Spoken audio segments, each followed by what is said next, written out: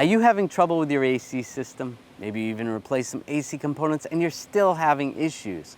Do you hear that? If not, that's going to be part of the problem. In this video, let's go over some overlooked AC items.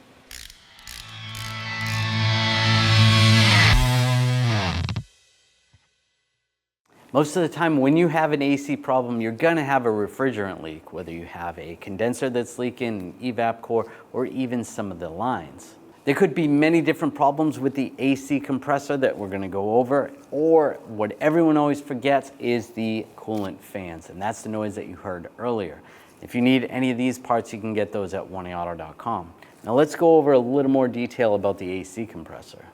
The AC compressor is pretty much the heart of the AC system. It's what's going to pump the refrigerant through the system so that it can keep you cool. You can see the pulley just spins freely. There's just a bearing in there, so the belt will just be spinning here while the engine is running. The clutch is attached in the front, and that's attached to the center, which is going to turn the internals of the compressor. When the clutch is engaged and the belt is spinning, that pushes this together. So this spins, and that's how you get your pressure inside the compressor. There's many different ways this can fail. One of the first things is it is belt driven. So if there's a problem with the belt, that's going to be an issue. It needs to be able to spin. There's a clutch on the front. If the clutch is not working properly, when it's electronically controlled, it's not going to spin by the belt, and that's going to cause the internals not to move. So those are a couple things to check when you're thinking about replacing the compressor. The case could actually be leaking refrigerant, and most of the systems have dye in them, so you can check those with a UV light. And if it's glowing anywhere near any seals, or even there's a crack in the system or something, that could be an issue, and that's going to need to be replaced.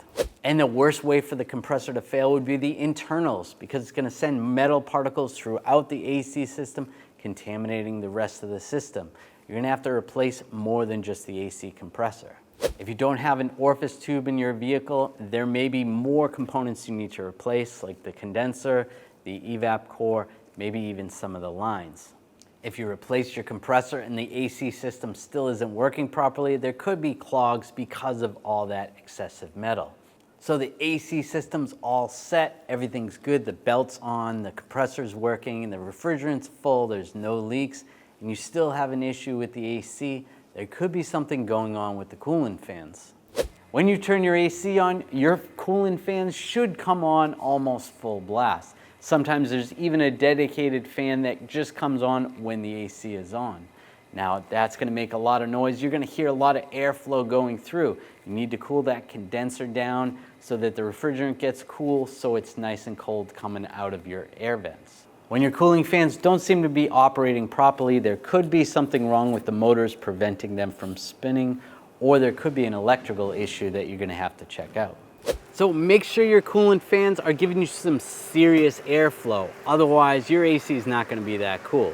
If you need coolant fans or other AC components, you can get those at oneauto.com. And if you enjoyed the video, make sure you subscribe to our channel, ring the bell, turn on all notifications so you don't miss any of our videos.